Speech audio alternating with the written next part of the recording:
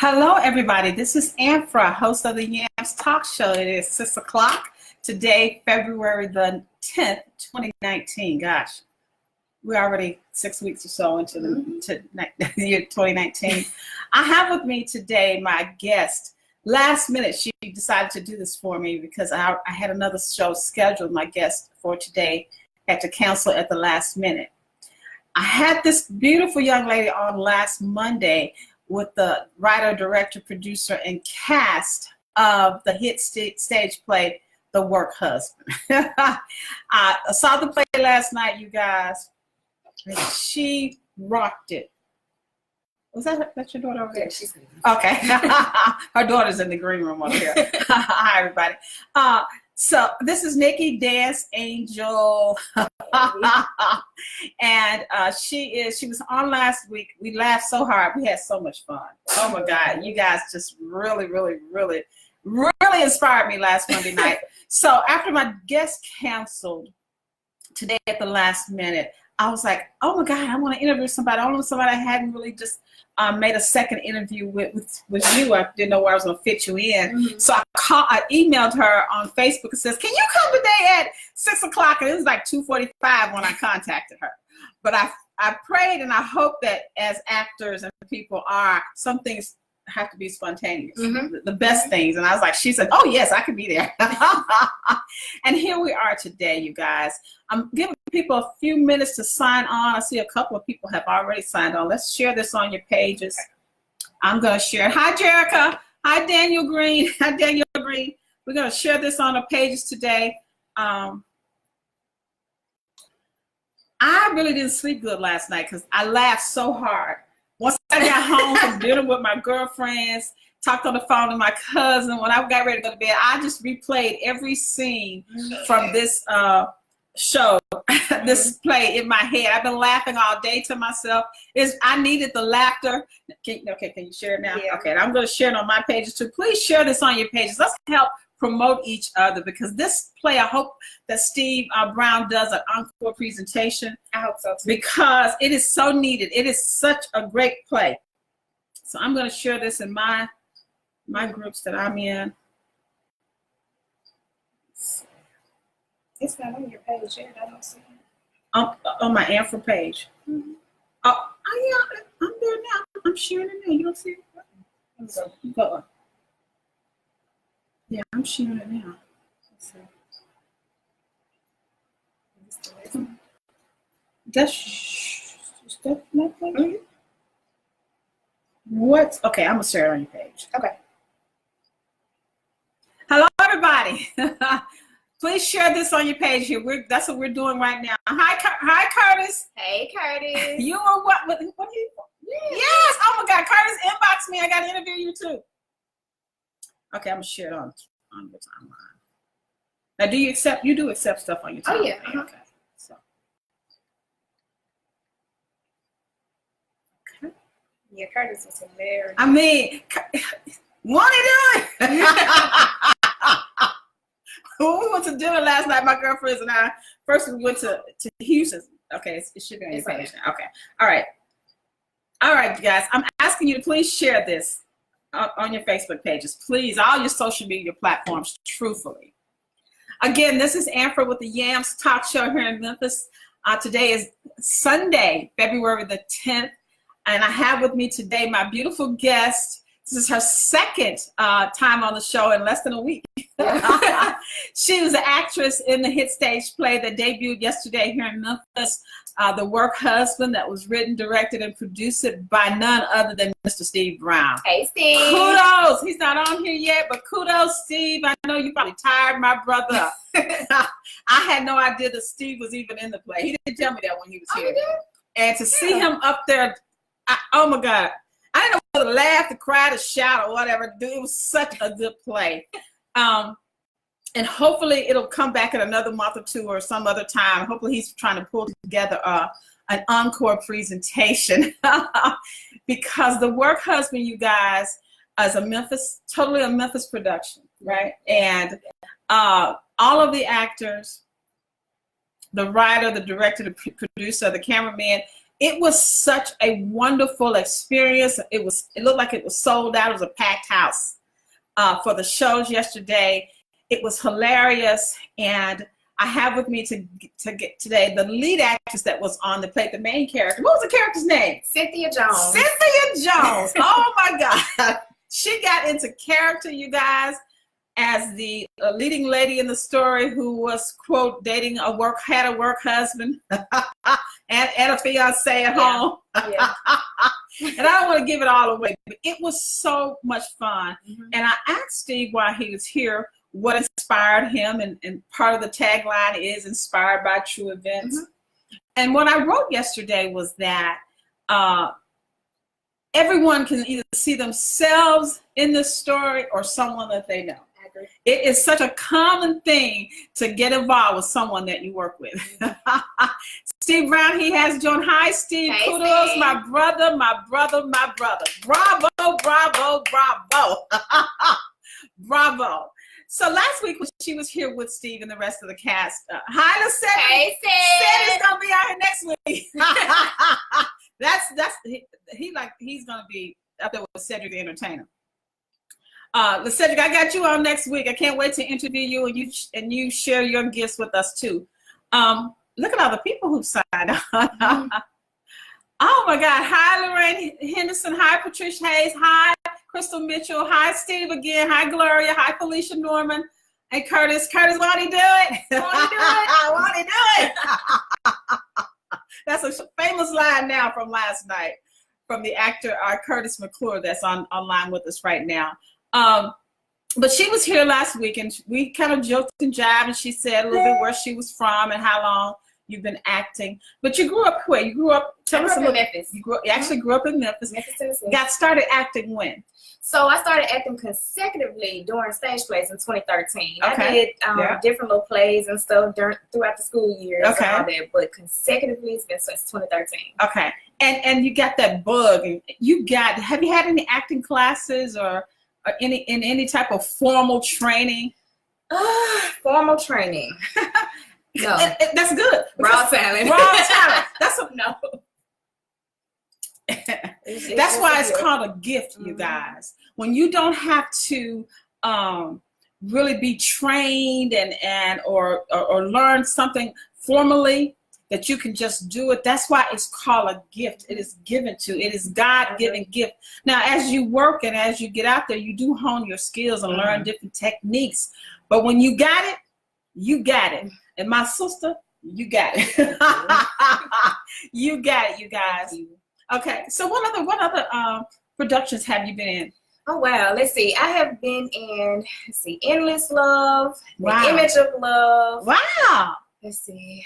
Were they all from here? Well, so I performed in Bolivar, Tennessee. and Brownsville, Tennessee. It was a joke from last week. Yeah. But it was written and directed by Lottie Kimbrough. She's an amazing writer. Is she local? Well, she actually lives in Salisbury, Tennessee. Okay, well that's local. So yeah, local enough. Local enough. Local enough that I can have her on the show is what I'm asking. Yeah, she's amazing. I want to interview. If you are a writer, director, producer, actor, musician, whatever it may be, you are welcome to inbox me to be on the show. I would love to interview. Is why I asked. Yeah. So she's amazing. So they all were Endless Love. Yeah, it was The Image of Love. The Image of Love. Image of Love. No, Image of Love, Endless Love. Okay. Game of Love remix. Okay. We did quite a few plays out that way. I've been involved in the sex play. Sex play? Written and directed by Mary Ann Washington. It was a great play. And it sounds very, provocative. Yeah. It was basically based on ungodly sexual soul ties and how the importance of not having sex with just random people and how you share, interact your spirits. Great. Oh, I would love. Is she local too? She's local as well. Okay, you should give me all of these names when the show's over. Okay. Because I love that, because that is so true. And so, did you just wake up as a kid? Were you in school productions and things like that? Something led you along the way. So I went to Roselle Elementary, School of Performing Arts. Yeah. And you had to do something. You had to dance, sing, act. You had to do something. So I was always in stage plays. And I always danced. Yes. That was my thing. Dance Angel. I love that. Nikki Dance Angel. You guys, I posted right before the show came on a little clip from her before the show yesterday, right? Mm-hmm. Well, she is reenacting a famous scene from What's Love Got to Do It with about Tina Turner. So after this is over with, go to my Facebook page. It's like the video right before this show, and just watch her reenact this famous scene where Tina Turner has taken all these drugs and she's putting on her makeup in the mirror. She got it. She got it. That was produced by Cedric Wood. And Patria joined me, and I mean, we had a ball. Oh my God, you guys! I was so inspired and high for the word is what I like to use. Spiritually high last Monday when the whole cast, not the whole cast, but some of the cast and Steve came on. You guys touched my soul. I just want you to know that you touched my soul. Mm-hmm. And confirm for me that I'm on the right track in what I'm doing with interviewing people. That's what it looked, because they were acting like they were literally at the Oprah Winfrey show, y'all. They were taking pictures and we were having fun. And it was like meeting kindred. It wasn't like, it was a meeting of kindred spirits. Mm-hmm. When people who have so much alike in common, it's like, and even though you've only met for the first time, it's like you've been knowing them for your whole life. There's such a chemistry and a synergy. And Steve, I want to work with you guys in the future. Any productions that you guys are doing, have some ideas I want to flaunt your way.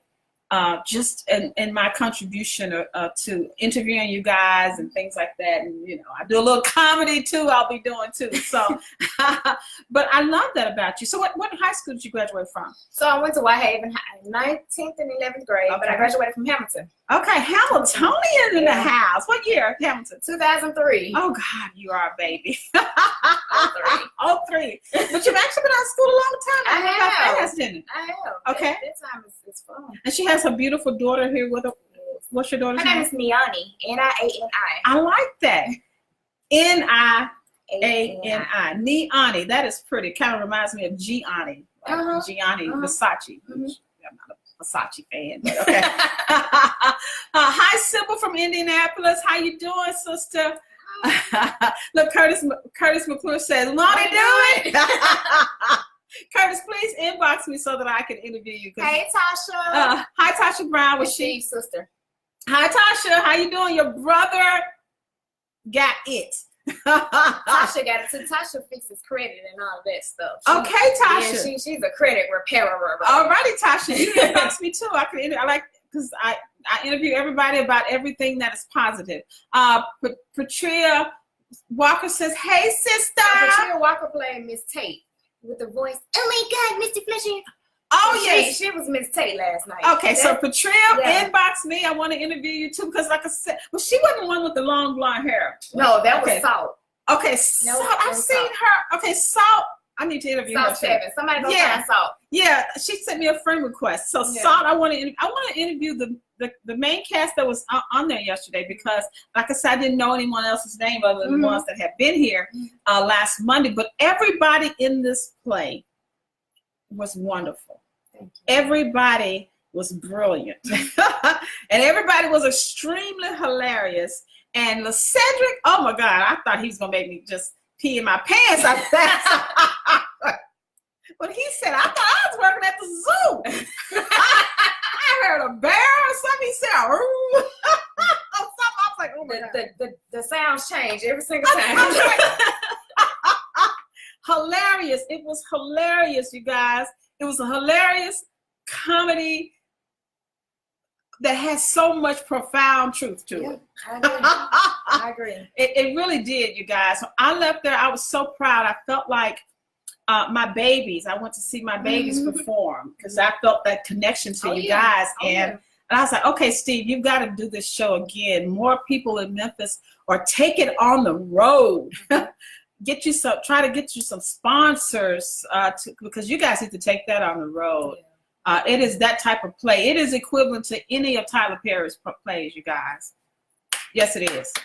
And that comes from a YAMS silver approval. You understand what I'm saying? It is just as good as any Madeir play. It was that good. It absolutely was.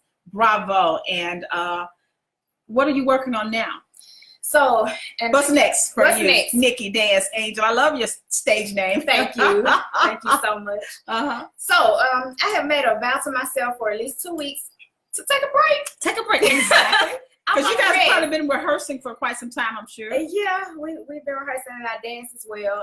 Yeah. So between... Do you teach dancing? Or you yes, just, okay. Well, I teach dance fitness. In choreography, I do dance fitness events. I do regular choreography events where I host different sessions. I come to your event, your birthday party or ladies' night out. And now, what type of dance? I see you see Zumba on your. I saw Zumba. Yeah, you see Zumba. So I'm a certified Zumba instructor. I do not say that I teach Zumba. The only reason why I don't consider my class Zumba is because of the format. I am completely out of the box. Okay. I have my own style, and whatever I feel in my spirit to do that day, that's what I'm gonna do. Yes. So I don't give it a name, you know. But I got you. It's movement.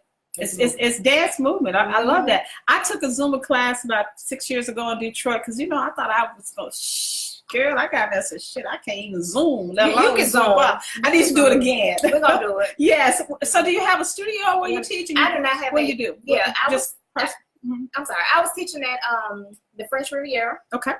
Poplar and Highland. Had to stop there because last year I tore my muscle. This year I pulled the muscle that I tore. Okay, wow. So I had to chill out on actually teaching classes for a while, which will start back extremely soon. Actually looking for a central place to go. To be able to do it. Yeah, to be able to do that and actually have the freedom to do what it is that I love to do. Yes, because we need that in our community. Because I hate aerobics and anything dancing, movement wise, I like. Until I got into Zoom and I was like, I was out of breath. I was like, okay, wait a minute. I need to start it. Do y'all have like a beginner Zumba? There's no beginner Zumba. They were moving so fast. I was like, oh my goodness. Now I did enjoy it. I'm not saying anything against it. It's just that I wasn't ready for what I thought I was going. I thought I could do that. Now with me, you're gonna learn. I teach you. I don't just get up there and dance and be like, oh my God, what am I doing? But I can say I go hard. Like I'm not the same Nikki that I am now when I dance. I understand you get into different person. Because when I say get into character, you guys, and I'm trying not to give away the show, but there's a point in in the stage play last night everybody's talking about that I don't even know what happened next because I laughed so long with a particular face that she made when she was caught. And she got into character so deep that I was like, what they say next? What happened? I was still laughing like 5 minutes later. She was absolutely excellent in this. Kurt said, do the face, Nikki. Do the face, Nikki. Well, they wouldn't understand the face. Patricia said the cry. The cry. It was between a cry and a WTF and a and a I'm caught and a I was oh my God. She went into that deep black girl, work your neck, ugly cry. I'ma bust the windows out your car face. It was a Kodak moment for sure. And like I said, I don't know what you did next because I laughed literally for probably 5 minutes. Wow. So by the time I caught up to the storyline, I was like, okay, what happened next? I was laughing so hard. I was laughing that hard. And then Cedric, I was like, so I really need to see the play again because I missed some things because between you and Cedric and Won't It Do It? And then Steve, like I said, I didn't really know what Steve, he may have told me in the last week in the interview he was in it. I don't remember him telling me that. But to see Steve up there and to see that, okay, not only did he write, direct, and produce this thing, now he's acting, and he was a comedian in it as well. He was so damn good. So Steve, you need to try some stand-up comedy or something too, because brother, you was hilarious. Hilarious. The cry took me out. Mr. Mitchell says that cry took me. It took everybody. Y'all need to really go on. We're going to pause right here. Give everybody a chance to catch their breath after this face that she made. Because everybody was laughing. We couldn't keep up. It was so hilarious. It was so. I was cold. You know, that's what people do. You got to think of something. Hey, you know how to. I'm not bashing the man. No. But you know, when they call it. Yeah, yeah. And then you can see she was thinking of what line to tell. What can I say? What I can say? But she just went into the ugliest, prettiest sister girl, she just exactly. and every black woman there could relate. That's the whole thing. Yeah. Everybody there could relate. Like, oh yeah, girlfriend, yeah. It's a reverse psychologist. Yes, it is. And then she came back with a quick response, like, to reply, like, oh yeah. I don't even know what you said, but it's like. So, Steve, I hope that you do an encore presentation. Memphis, we need to come out and support our people here in Memphis who are doing it. Memphis truly is the new Hollywood. We don't have to go out and sell our soul to Harry Weinstein and all that. Right. We have the talent, we have the writers, we have the means and the resources to produce things, to plays, to films, to write books, to perform, to be, if you want to work backstage, you want to be stage designers, you want to be set designers, you want to be wardrobe, whatever your gift is, if you want to be in the arts or really truthfully anything, you don't have to go outside of yourself. Go on YouTube and YouTube what to do. And if you want to write, the writers are the ones who bring these stories to life. Right. And then the actors then bring those stories to another life form to personify what the writers have written. So I think that this is a prime time for anybody who wants to do it, dance, sing, act, comedy. The Cedric, man, I will pay to see you do some stand-up comedy. Oh, yeah. You are a stand-up comedian, actor. I will have him on next week, you guys. He's on here tonight. His name is Cedric Woodall. He has that kind of comedy, physical comedy, where he doesn't even have to say anything. It's just how he looks, his reactions, how he walks. He just got it. And I was like, okay. Yeah. What I witnessed last night was the birth of brilliance, and to know that I could see and envision and predict that everybody on that stage is destined for such greatness. Wow, in the performing arts. My only suggestion to you would be to remain humble. You know what I mean? Because success is going to blow you guys away, and you got to keep in mind that you are who you are, and not be and myself included. Is to remain humble and keep honing your craft. Keep writing, Steve. Keep writing, brother, because I know you got a whole lot more in you. Now, before the show last night, and you guys talked a little bit about it on my talk show Monday, was the web series or the mini series, The Collins. Are you in the Collins? I am not in the Collins. Okay. I am not in the Collins. I'm a supporter of the Collins. Okay. But my beautiful castmates, some of them are I saw that. Yeah. So Steve, who's watching right now, who's the writer producer, you guys, he has a mini series called The Collins. And a lot of the actors are in it. Last night he showed us a preview of it. The DVDs are on sale. Steve, I'd like to interview for you to come back on, you and some of the cast from the miniseries, The Collins, because it looks so good. And I saw Steve in there too, and I was like, oh my God, this boy, he in front of the camera, behind the camera, on the side of the camera. He's doing it all. He's so gifted. And I'd like to see The Collins and tell more people about how you can purchase The Collins and interview some of the cast and everything about this series. It looked equal to me as Power. It looked like equivalent side by side in performance, production, and everything from the clip that I saw last night. But you were not in that. So you're going to take a break, you said. Well, when I say break. I know, no. I mean like 2 weeks. 2 weeks, a little bit break. Yeah, and I'm just you got to get rested. I get you. I'm just going to get regrouped. Yeah. And whatever opportunities or scripts come your way. Well, things always come. Yeah. Always come. God is opening doors every single day. Yes, it is. And I'm truly, truly grateful for that. Like I said, I dance just as much as I act. Yes. So I'm always moving. I'm always doing something. Yes. So yeah, just continuing to further like my craft. I'm constantly, studying new dance techniques. I'm constantly learning more. Yes. Just progression, forward movement and progression. It is. Every single day. Forward movement, forward thinking, forward progression. Because you do need to kind of regroup. after you do a big production like that. I'm sure everybody went home last night and probably, did you guys have a party afterwards or some type of celebration? So some of us went out yesterday and, you know, just kind of celebrated. Yeah. A few of us met up today for brunch. Yeah. And, you know, we can't get enough of each other. We like, I know, it's a family. Huge family who we Yes. genuinely love Yes. each other, y'all. And I can feel that. It's not fake. I We're not can feel just a that. cast. And it's so crazy because it's like everybody has their own different spice. Yes. And just all put it together, make this Mix one it. big gumbo. Yes, that's and the truth. Put Put all your attitudes and your egos Yeah. aside, Yeah. and let's see the bigger picture. Yes. And the bigger picture is that if this project is successful, we're all successful. Exactly. You know, and it's a we thing. That's what It is. YAMS It is. It's a is. we thing. It's about us, not, It you know. So I love that. Is your daughter as talented as you are? Her daughter is here in the green room, you Yeah, my guys. daughter said, so she's my 7-year-old. I have a 13-year-old as well. Okay. They're like 9. What's her name? Her name is Imani. Imani with an I? IMANI. Okay, I love that.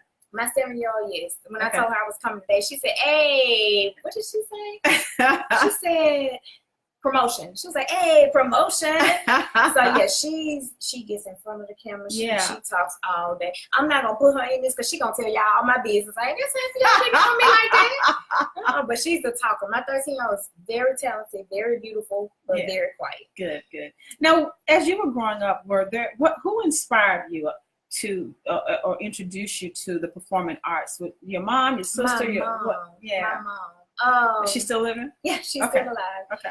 My mom always said that she knew that I had it. Whatever she it always is, told me that you I got had it. it. Yeah. And so she pushed me to do, I was always in some sort of dance, something. You know, Yeah. I was always in a play, and she wanted me to do the main parts. You know, let's audition for the main parts of the play. You know, and me, I was this child who I dealt with very low self-esteem. Yeah.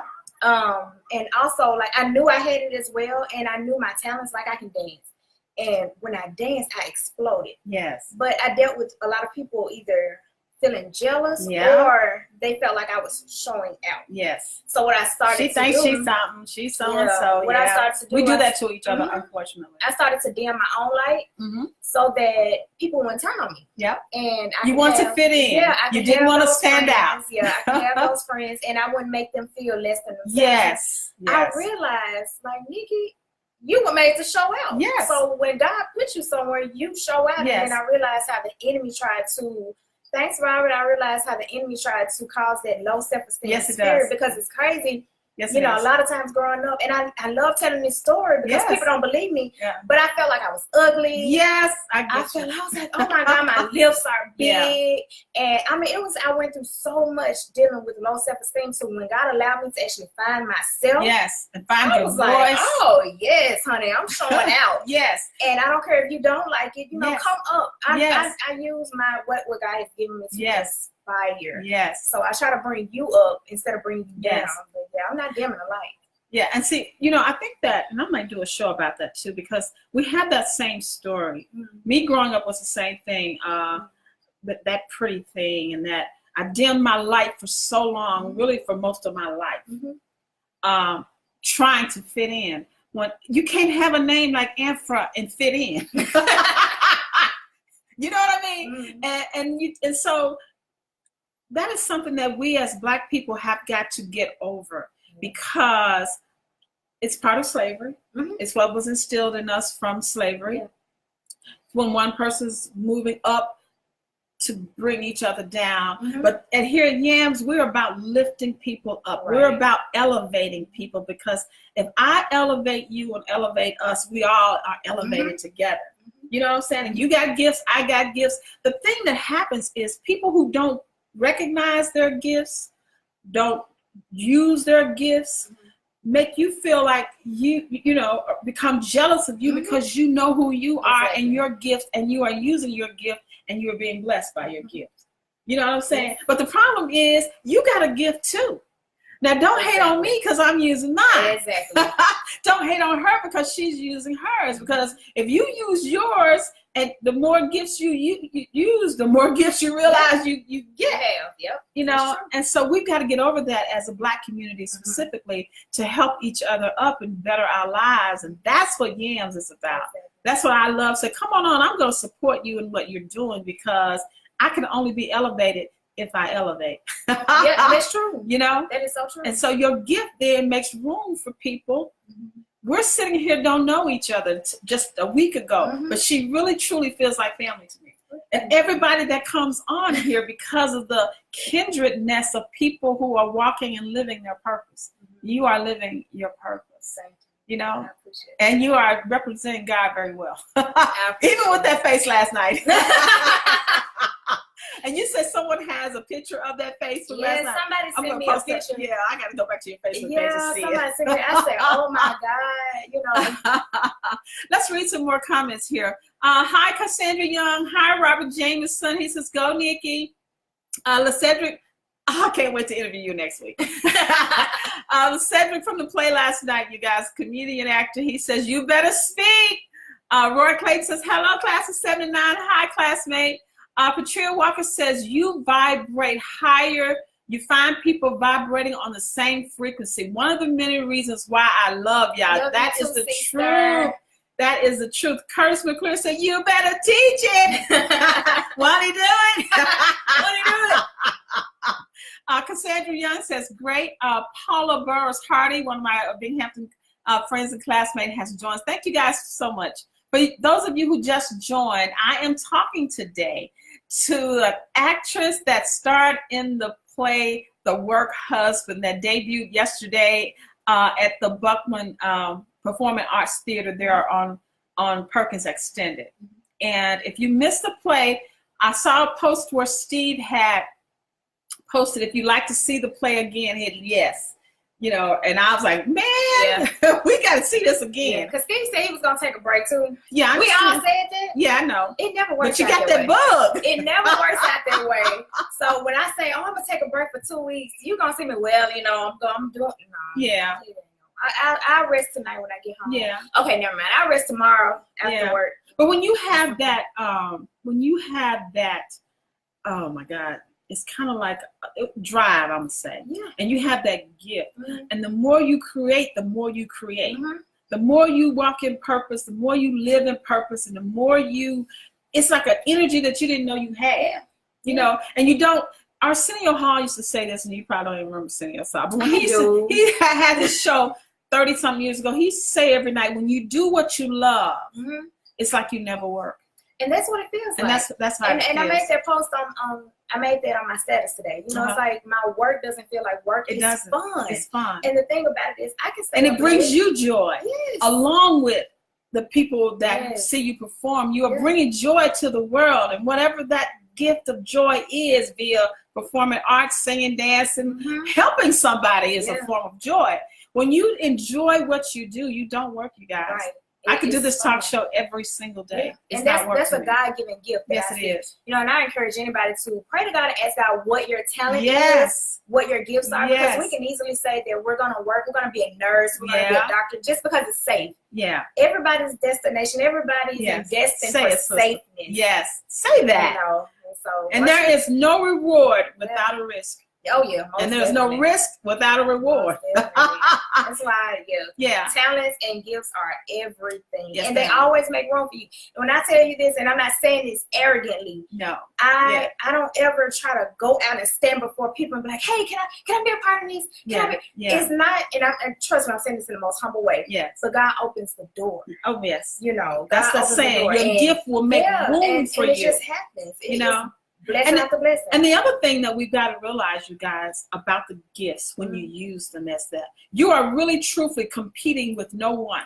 Yes. It could be 1,000 million people up for a part or up for such and such. When you understand that your gift will make room for you, and you align yourself with those gifts and the purpose that God has given you, what's meant for you, it comes to you. Yeah, that's kind of effortlessly in some way. You know what I mean? Because your footsteps are ordered. Yes, it is. Before you even step foot on this earth, God knew He had set and what He had planned. Yes. So if 20 people audition for what you're auditioning for, if God has your name on that thing, that's the same with your husband and your wife. If God has your name on that thing, you ain't got to compete with nobody. It's yours. And you'll know that intrinsically and spiritually. You can walk into a place. I can go to a job and know I got that job just about. I know I got this. Or know, you know, or even just me calling you today at the last minute to do this show. Mm-hmm. I could have contacted somebody else. You know what I'm saying? But it was meant for her today. And I wasn't disappointed when the other girl had to cancel.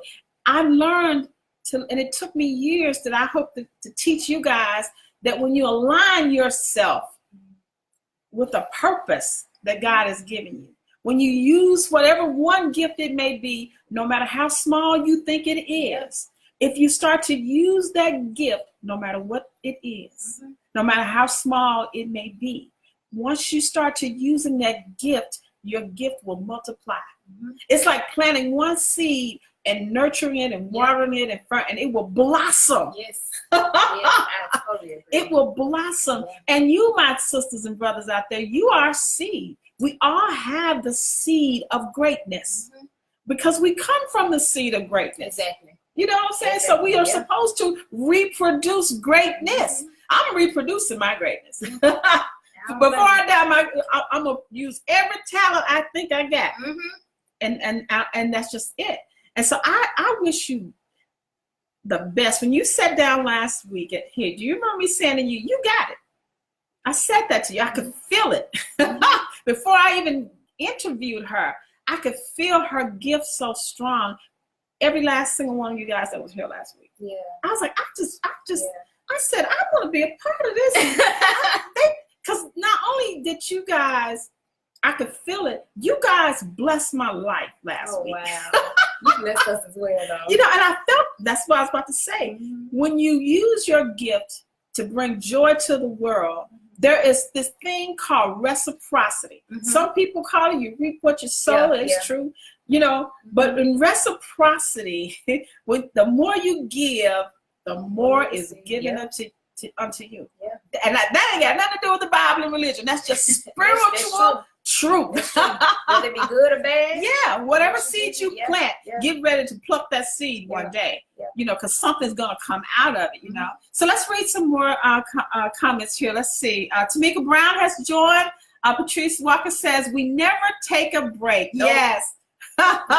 Even when you're resting, though, you're thinking how you can improve, do better, get ideas. Sometimes you really do need just some time to reflect, re-energize, rejuvenate, you know? But it's like a high, though. And it's like, you know, when we sit down too long, we're like, wait a minute. Oh, yeah. And you don't want to get comfortable, see? But just because you may not be physically busy, but you're still receiving what's next. Let me, you know what I mean? Let me just contemplate and think of what else, what's my next direction now that I've done ... You know? So your mind's still thinking, your creativity is still on high, but that's how you get clarity when you slow down and when you, before just jumping to the very next thing, let me get more information, you know, see what's the best direction to go in, you know? Yeah, because one thing about talents, you guys, one thing about people who use their talent is they understand clearly one thing. You always have other options. You always have other options. You're not, like when you go to a job every day, you a 9 to 5 or whatever, you're kind of stuck until somebody promotes you and sees that your work is good and gives you a stamp of approval. Creative people promote themselves. Exactly. That's true. I was a writer, now I'm a poet, now I'm a comedian. Whenever I want to be promoted, I take on a new challenge or a new talent. And so I'll have many avenues of revenue. Many avenues of revenue. You know, so if you just a minimum, you say you want to make $1,000 a week. Does it matter if you got $200 from 5 different sources of income? Right. I agree. I totally agree. The more avenues of revenue that you have, the wealthier you can be. Because if that one avenue doesn't produce, you've got 4 or 5 others that will. But if you are like this government shutdown, depending on that one check, one revenue, you know, something happens, you have no other avenue of revenue to depend on. And you can't be lazy with it. I had to learn that. You can't just sit there and expect. It's you gotta move. You gotta move. You gotta water that seed. You do. And you have to be versatile. You have to be flexible. You have to be spontaneous sometimes. But you always have to be conscious. You always have to be thinking what's the best. Every move may not be the best move. Mm-hmm. Sometimes you need to sit still and think about it. Mm-hmm. Sometimes the spirit will come to you spontaneous, like we did today. So yes, it's good to do this, even though I didn't have it planned. Right. But you decide all of those things. You decide all of those things. I thank you guys for joining today. We are still talking today. We got about 20 more minutes left with the beautiful Nikki Dance Angel. So how long you been had the stage name? Nikki Dance Angel. Let's see. How did that come about? Okay. So I'm a dancer. My name is Nikki. Started dancing at a young age. I'm not the typical, so I consider myself saved and I live for God. Okay. Right? Okay. I'm not in the box. I'm not typical. You cannot tell me, oh, say people don't dance. Yes. This is not meant to happen. Yeah. No, I follow the Holy Spirit. Yes. And this honestly, is the gift that God gave you. Yeah, even with my choreography, I pray about it and I say, God, give me the choreography. Yes. My dances come to me in my sleep, yes. while I'm driving, while I'm staring at the wall. It just yes. comes to me. Yes. So I say all that to say this. I consider myself one of God's angels. Yes, you do. I love it. I'm a dancer, but I'm a now, have you danced in any of your performances as an actor? Okay. Yes, I have. Okay, good. Yes, I have. But I'm like I said, I'm gonna do what I'm supposed to do. Yes. You cannot and you will not put me in a box. You cannot and you will not tell me because I am saved, because I believe in God, I cannot do this. Yes. No, I'm gonna do the best me that I'm supposed to do. Yes. And I'm gonna tear it up. In other plays, yes, I have danced. In the sex play, I danced. Yeah. To Motivation by Kelly Rowland and Skippy Lingerie. I sure did. Judge me if you want to. I don't care. And that's the truth. When you are being authentic, you see, there is a thing about authenticity and originality. Right. It can't be duplicated. Yeah. And you have to do what is authentic to you, because religion, whatever religion you practice, or your friends or whatever, no one can dictate to you what your relationship is to God. Right. If God gave you a gift and how to use it, use it. And go with the flow, because the best thing that we can do as people is tune out the world and tune in what God tells us to do. Yeah. That way you know that your answers and the meaning and the direction that you need came straight from the Creator. And so when you do that, because just think if Michael Jackson had followed his religion of what was he? Jehovah's Witness, who believed that you should not do any of those things, perform or do anything. Yeah. Can you imagine had we not had Michael Jackson's gift to this world? Right. Because of his religious belief that he was brought up in. Yeah. Because his religion, and I'm not putting down his religion or any religion, but he followed those man-made guidelines that said you cannot perform, you can't dance, you can't sing, you can't do these things, we would not have this gift today of his body of work.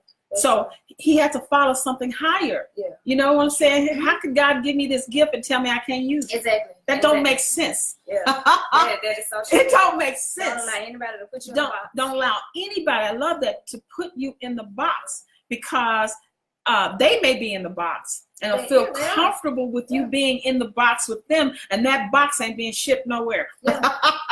It ain't going nowhere. It ain't moving. It ain't, you know what I mean?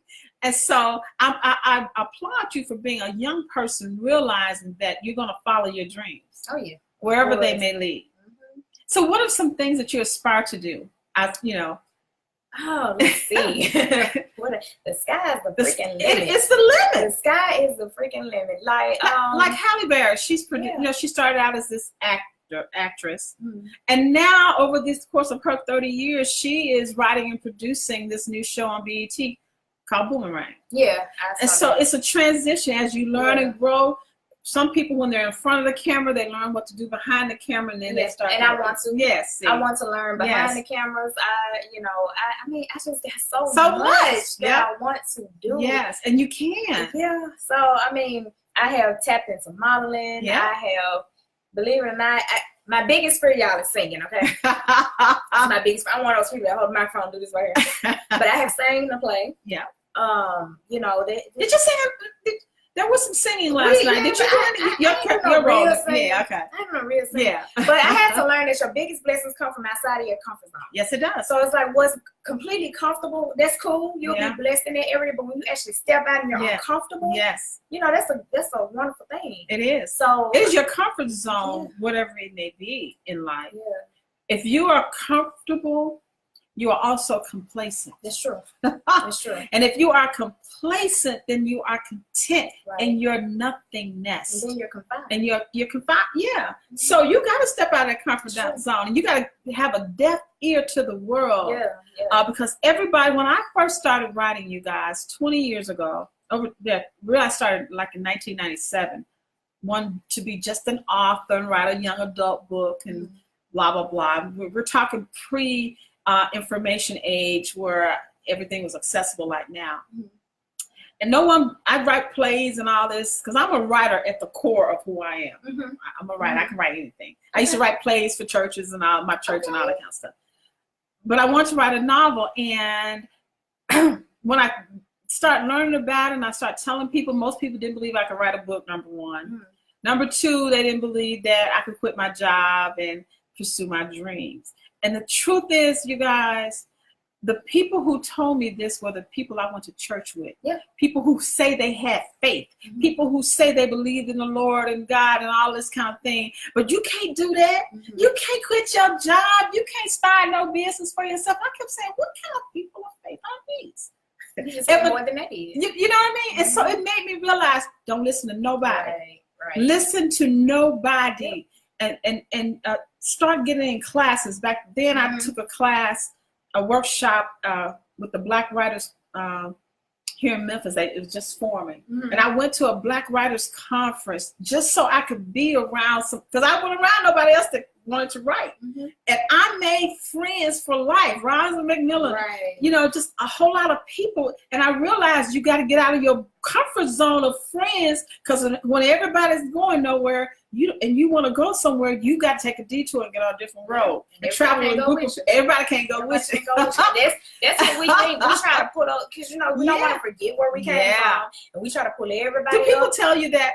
People tell me this all the time. When you make it, don't you forget about us little people. I hear it a lot. I hear it a lot. And then, of course, you know, you hear, oh, you changed. Well, if you haven't, something's wrong. That's the truth. That's the truth. And it's not that you changed. You've grown. The worst is that I've grown. You've grown. So I can't do what y'all did. I'm not finna kick in the club with y'all Friday, Saturday, Sunday all night. I got things I gotta do. Yes. So and that's what people love to say. You've changed. That's fine. I appreciate it. I take it as a compliment. Yes, it is. Because when people recognize that you've changed, they mean it in a derogatory way. Yeah. But the truth is, you've outgrown them. Yes, I have changed. And if you're still clubbing, smoking, drinking, drugging from 20 years ago when we was high school students or whatever the case may be, and you are still doing that, then yes, I have outgrown you. I love you. Yes. But I can't be where you are. Yeah. And so that is one of the hindrances of us. We feel like we still have to stay confined in the same little circle. But as you blossom, as you grow and you connect with other people, more like-minded people who are willing to grow with you, then you learn from each other, and you do outgrow the people that you were originally in your inner circle, unless they start to grow too. Unless they start to grow, and I can't wait. Life is too short. It's too short. Sorry. Yeah, and I think about that sometimes with myself. I'm like, 20 years ago, none of the people in my inner circle 20 years ago or prior to that are in my inner circle today, believe it or not. And we hadn't necessarily had a falling out or whatever. I just detoured. I needed, the club wasn't getting it. Relationships wasn't getting it. I had a powerful desire to write and to make a difference with my life.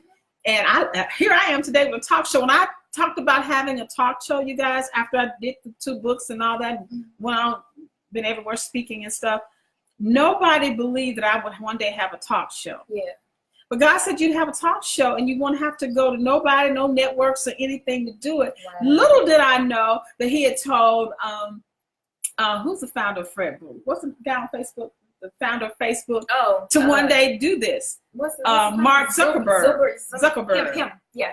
So here I am with a talk show, and I hadn't went to one network, but it's been seen around the world. Yeah. You know what I mean? Yeah.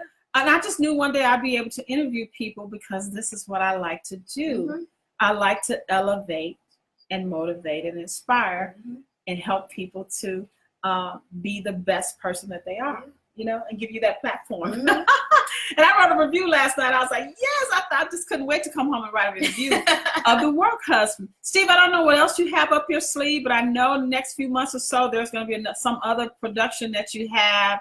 I know you're still out there watching probably, but I am excited to know you guys, to know now that you guys, I'll see you guys everywhere. I'll be at everything that you guys do. I appreciate it.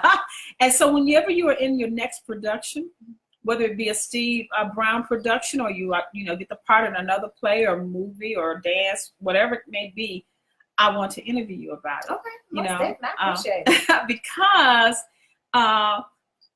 network television is not going to give you an hour. Yeah, that's true. You know, they'll give you a 60 or 90-second spot if you can get on or whatever. But I want in-depth interviews to know who you are and to let other people, because it's inspiration. Your story inspiring somebody out there right now. Some little girl, like my niece, she's 10 years old. She just won something today in performing arts, you know?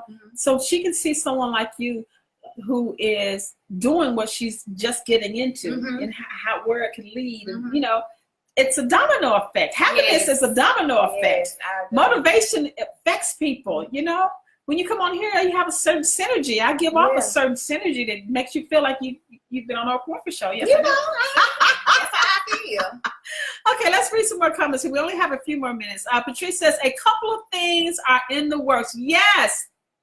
YouTube, why do you pronounce your name? Patria.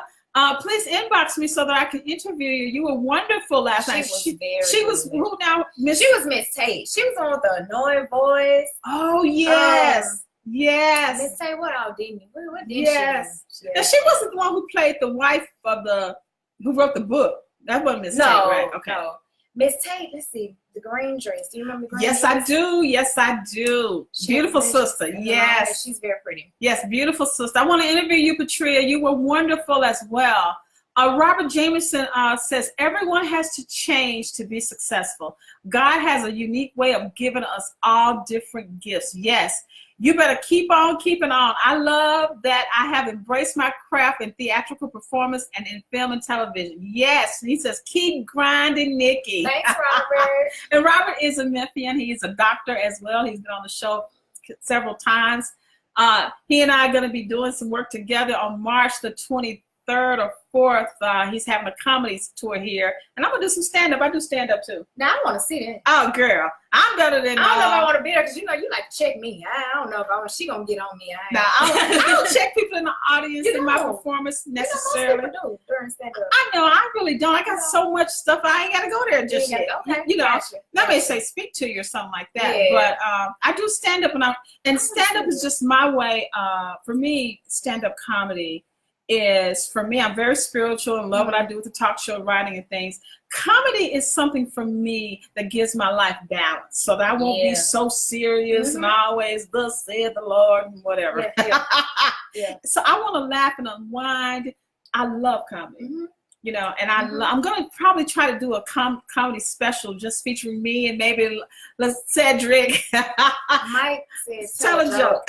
So he's tall, Mike. He was in the play as well. Oh, Mike, I want to interview you. Yeah. Yes. Okay, so he's a tall ladies man. Well, okay, so he was the one with the beard? Yes. Mike, I got it. You were wonderful last night, Mike. He says, tell a joke. And Chef on Time is on here too. Chef on Time. Okay, he was here last week. He was here. Yes. I Chef on Time. I want to interview you. He says McMahon, but I think he pronounced it wrong. Chef on Time, you were hilarious, brother. You're a comedian too. So I want to interview you too, Jeremy, as an individual interview. And then also, what was his name? Curtis, who said, want to do it? Yeah. I need to have you back on a one-on-one interview so that I can learn and share with the world your journey to being where you are today. All of you guys were absolutely wonderful. Bravo. So Mike says, tell a joke. I tell stories. I don't tell jokes with punchlines. So the one that I always do, I can't do it on here, it's a little profane. Okay, so I'm gonna just tell it. No, I'm not gonna tell a joke right now. We only got 6 more minutes. But and it's not about me today, Mike. It is about the beautiful Nikki Dance Angel. Well, thank you, but I don't mind telling jokes. We all listen. I'm trying. I got so many. I'm trying to think one that's kind of quick. I'm a pass right now. I'm not in the comedian mode right now, because I'd like to do it like I do it, you know. Yeah, I understand. But Mike says, thank you so much for your support. You are so welcome. And Mike, you were so good last night too, my brother. He got to be like 6'5" or something. Yeah, he up there. You know, he's one of the main characters. He's in the promo. He has the beard, and he was absolutely fabulous too. Everybody was. There was no like, oh, they could have done better to me. Everybody was wonderful in this particular play, The Work Husband, and I was like, okay, so Steve, you got to write something about the woman now, you know. You know, I know you told me when you were here you did one called Men Gossip 2. Yeah, that was hilarious. That had to be hilarious. That was hilarious. And so I do appreciate you coming on today at the last minute. This has been wonderful, you guys. My pleasure.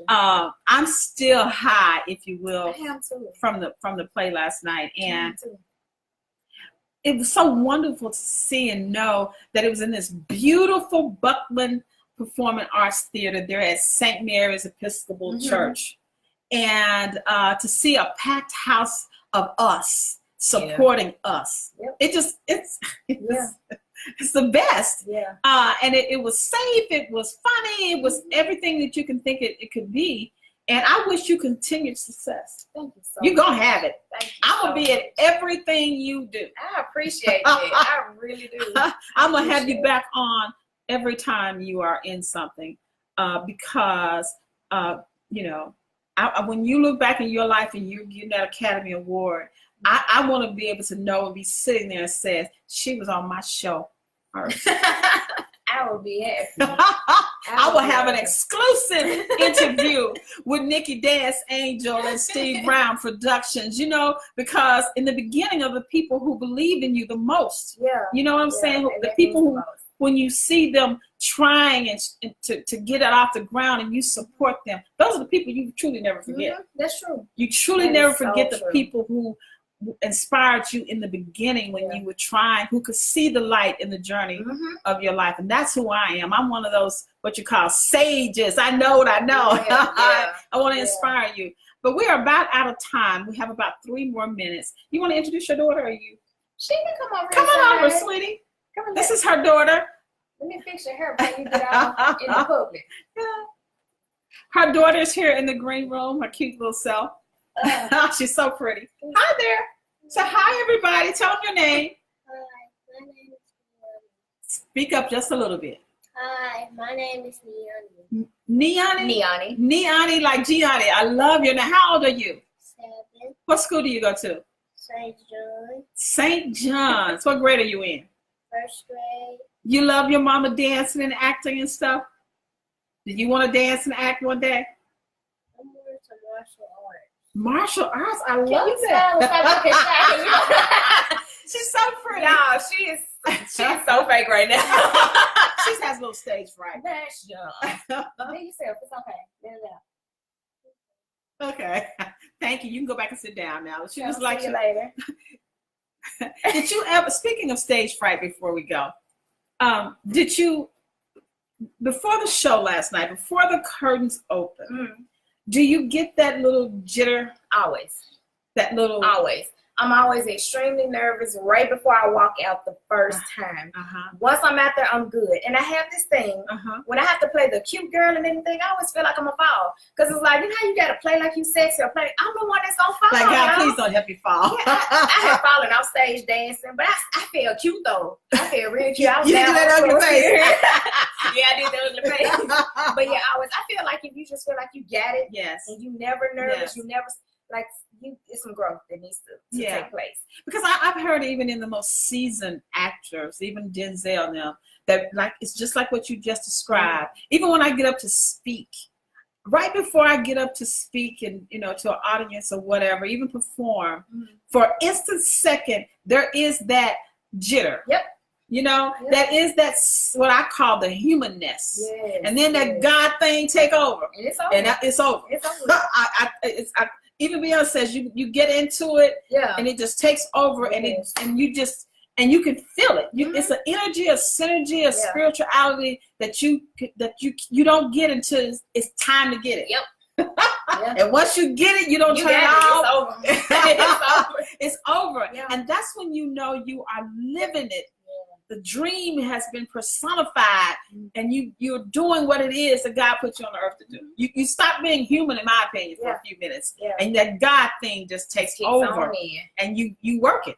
I agree. You know, you think you're gonna forget your lines, you're gonna think you can forget what you say. You come up there and you personify it. I believe that people see the God in you when you get into that moment, right? You know, and then when you that curtain closes, you come back down, and you mingle back as a human being. Is what I think. Yeah, I agree. I totally agree. When God takes over, that's it. Because right before I walk out there, I'm like, then that door open, I'm like, so yeah, blah blah blah. You had it, and you was working at it.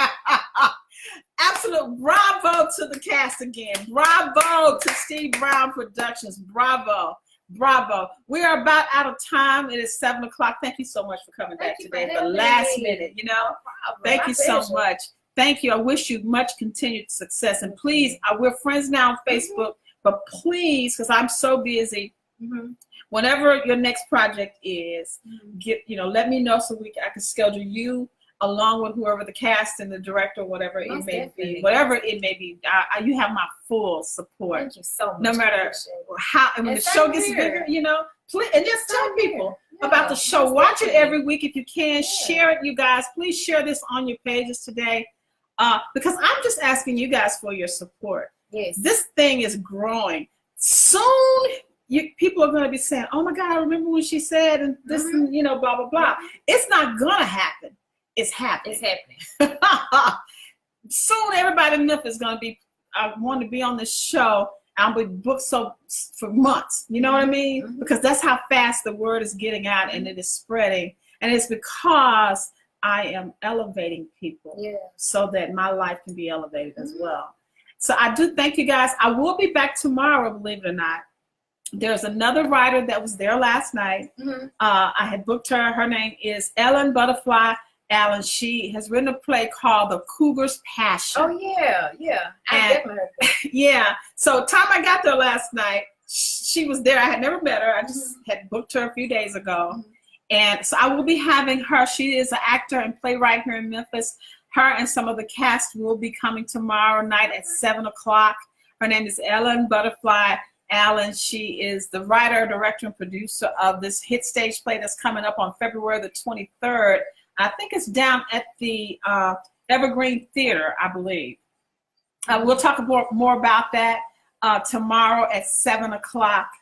And next Saturday, I'm going to go to see Preston James's murder mystery. Oh, yeah. I tried to interview him last Sunday for Super Bowl, but we canceled because we didn't think we'd have a lot of viewers. The Super Bowl. And then people said, "Oh, you should have had it because the Super Bowl was so boring." You should have stuck with it. Yeah, but I didn't know that. You don't know how to. I just thought nobody's gonna watch the show today. Everybody's at a Super Bowl party. Gotcha. And so we did not do it, but I am still going. If you like to go to his murder mystery, it's called the Murder Mystery Experience. It's going to be down on Vance at this new place called the, oh my God, something house. I'm going to post it anyway. We want to support him. We want to support Ellen if we can, because I'm telling you, we don't have to always go to Tyler Perry stuff, which I don't put him down, not one bit. But there are, for every one Tyler Perry, Memphis has about 10 or 20 more writers, directors, and producers, and people who are using their gifts in that same way, writing stories and plays and movies just as good as what you would see on regular television. Memphis is the new Hollywood, you guys, and I am the next Oprah. Yes, I am. That's what I know. That is what I know. So I will see you guys tomorrow night at 7 o'clock p.m. This has been a wonderful. I'm still high from Monday and last night, so I probably won't be able to sleep again tonight. Thank you guys for joining. I do ask that you share this on your pages and tune in every Sunday at 6 o'clock and during the week, because God knows, look, I'm getting booked now just to do this almost every night, just about. like I intended. So I got a lot going on. I want to say hi to my cousin Pearlie, who just joined. Thank you. Mary Smith, thank you. Thank you guys so much. This is Anfra with the YAMS Talk Show at FIG Productions here in Cordova, Tennessee, where we don't employ people, we empower them. Thank you, and I'll see you tomorrow. Bye-bye. Thank you so much. This has been wonderful.